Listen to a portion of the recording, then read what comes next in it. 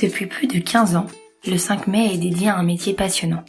Et oui, aujourd'hui c'est la journée mondiale de la sage-femme. Nous sommes étudiants à l'école de sage-femme de Grenoble et cette journée est l'occasion de vous parler de notre futur métier. Pour vous faire découvrir cette profession, nous avons choisi de vous présenter quelques idées reçues. Les pratiques que nous vous présentons sont valables telles qu'elles sont réalisables après obtention du diplôme en 2019.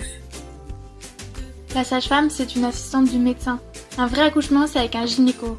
L'activité d'une sage-femme se fait en coopération avec les auxiliaires de puériculture, les gynécologues, les pédiatres et bien d'autres professionnels. Cependant, une sage-femme reste très indépendante dans son activité, que ce soit en maternité ou en activité libérale. En fait, il n'y a que lorsque la patiente ou son bébé présente une pathologie que la sage-femme va passer la main au médecin.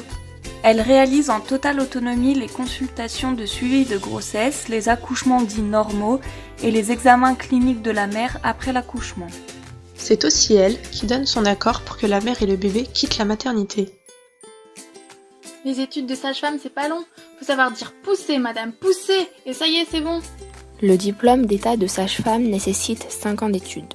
Le cursus commence par une année de première année commune aux études de santé, plus communément appelée première année de médecine. Cette année permettra de valider un concours très sélectif qui donnera accès à la suite de la formation.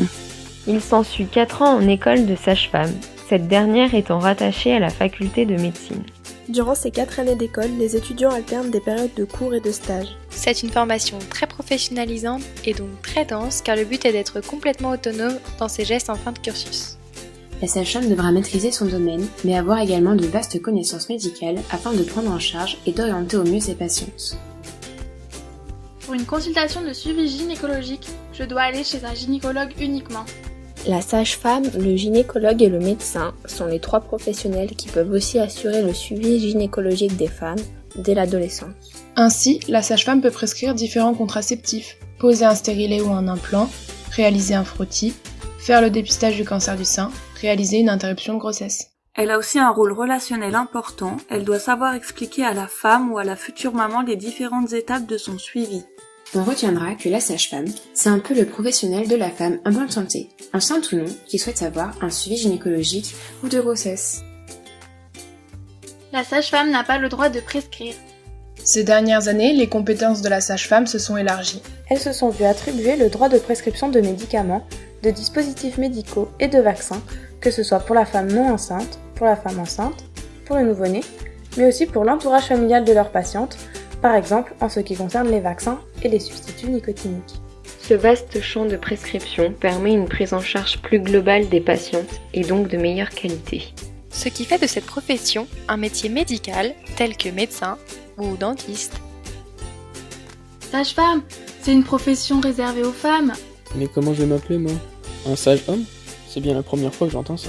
Sage-femme signifie qui a la connaissance, l'expérience de la femme. Le terme femme fait référence à la femme enceinte et non au sexe de la personne qui exerce le métier. Bien que ce métier ne soit représenté que par une minorité d'hommes.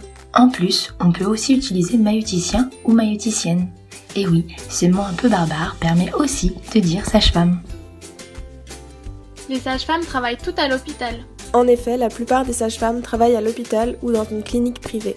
Certaines exercent en libéral dans des centres de planification familiale ou des PMI. Elles ont pour but de faire de la prévention et de la pédagogie. Une sage-femme ne peut en aucun cas faire des échographies seule. Après l'obtention du diplôme d'état de sage-femme, il est possible de préparer un diplôme universitaire.